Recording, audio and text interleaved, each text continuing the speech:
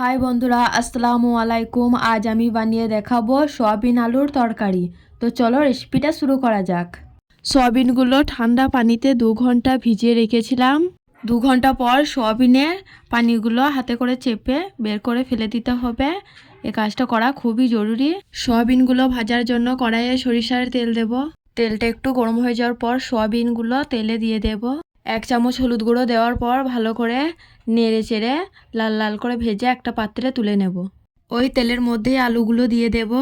1 চামচ হলুদ গুঁড়ো দিয়ে ভালো করে নেড়ে চেড়ে লাল লাল করে ভেজে একটা পাত্রে তুলে নেব।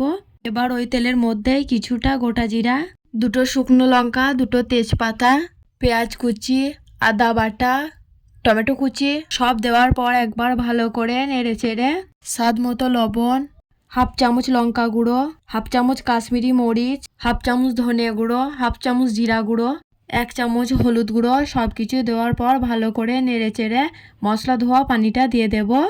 ভালো করে নেড়ে চেড়ে নেওয়ার পর ভেজে রাখা সয়াবিনগুলো দিয়ে দেব, ভেজে রাখা আলুগুলো দিয়ে দেব। ভালো করে নেড়ে চেড়ে নেওয়ার পর একটু ফ্রেশ পানি দিয়ে দেব। এবার ধনেপাতা কুচি দেওয়ার পর ভালো করে ঢাকা দিয়ে কিছুক্ষণ ফুটিয়ে নেব। ব্যাস, তাহলে রেডি হয়ে যাবে সয়াবিন আলুর তরকারি। রেসিপিটা যদি ভালো লেগে থাকে সাবস্ক্রাইব করে পাশে থাকবেন।